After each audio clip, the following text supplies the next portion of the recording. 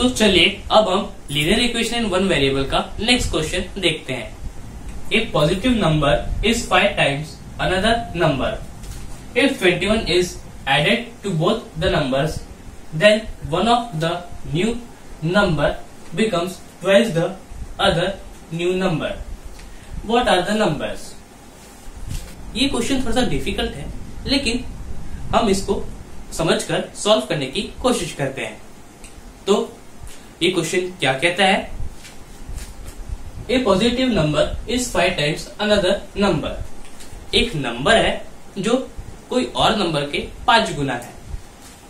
If 21 is added to both the numbers, अगर हमने उन दोनों नंबर्स में 21 ऐड कर दिया, then one of the new number becomes twice the other number. तो उनमें से कोई एक नया नंबर दूसरे नए नंबर का दुगना हो जाता है। अब हमें क्वेश्चन क्या बोला है? What are the numbers? अब हमें इन दोनों नंबर्स को फाइंड करना है। अब सबसे पहले हम गिवन लिख लेते हैं।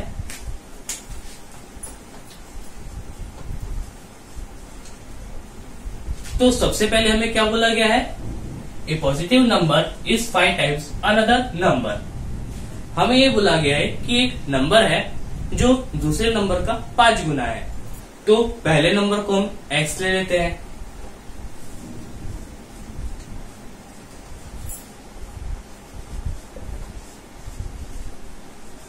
और फिर उसके बाद बोला गया है कि जो दूसरा नंबर है वो उसका 5 गुना है। मतलब जो दूसरा नंबर होगा वो 5x हो जाएगा। तो इसका मतलब ये होगा कि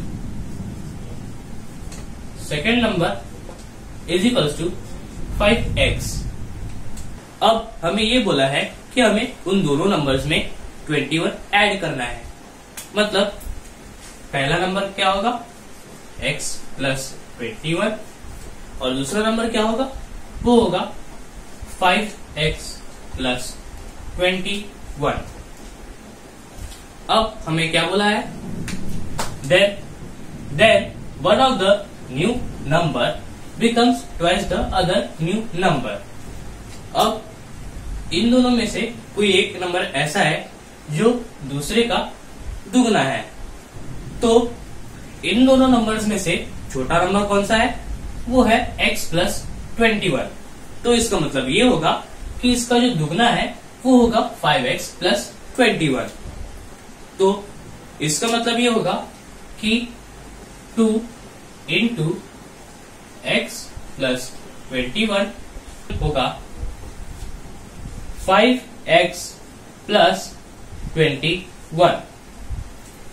अब यहां पर हमारी इक्वेशन बन चुकी है। अब हमें फाइंड करने को क्या बोला है? What are the numbers. मतलब हमें फाइंड क्या करना है? x is equals to question mark, 5x is equals to question mark. तो चलिए इसका सोल्यूशन निकालते हैं। पहले सोल्यूशन लिख लेंगे।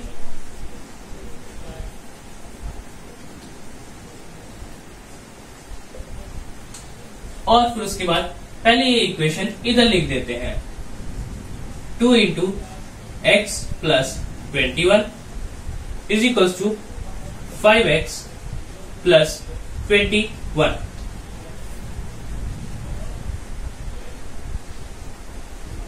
ये होगा 2x प्लस 2 टू ज़ा प्लस 2 इंटू 21 होता है 42 is equals to 5x plus 21।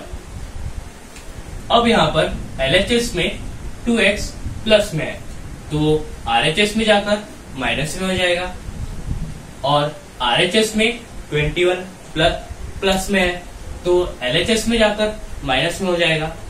मतलब 42। फिर उसके बाद हम 21 को RHS से LHS में लेके आएंगे, जिससे वो हो जाएगा प्लस 21 से minus 21 is equals to 5x। अब यहाँ पर 2x LHS में प्लस में था, तो RHS में जाकर माइनस हो जाएगा। मतलब 5x माइनस 2x। अब 42 माइनस 21 होता है 21। Is equals to 5x minus 2x कितना होता है, वो होता है 3x। अब यहाँ पर 3x के साथ मल्टीप्लाई हो रहा है, तो वो LHS में जाकर 21 को डिवाइड करेगा, मतलब 21/3 इज इक्वल्स टू x। अब 3 7 होता है 21। इसका मतलब ये होगा कि x इज इक्वल्स टू, तो हमारी x की वैल्यू कितनी आई, वो आ गई 7। तो इधर हम लिख देंगे x इज इक्वल्स टू हो गया 7 और 5x इज इक्वल्स टू कितना होगा, वो होगा 5 इंटू 7 जो होगा 35।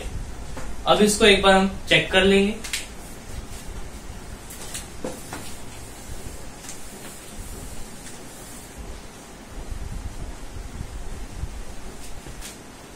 तो हमने x की वैल्यू कितनी निकाली है, वो हमने निकाली है 7। तो वो हो जाएगा 2 into 7 plus 21 is equals to, हमने 5x की वैल्यू कितनी निकाली है, वो हमने निकाली है 35। तो हो जाएगा 35 प्लस 21। अब 7 प्लस 21 कितना होता है, वो होता है 28। इसका मतलब हो जाएगा 2 into 28 is equals to 35 plus 21 कितना होगा, वो होगा 56।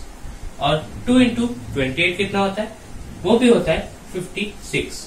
तो 56 इज इक्वल्स टू 56। तो हमारा LHS is equals to RHS हो गया।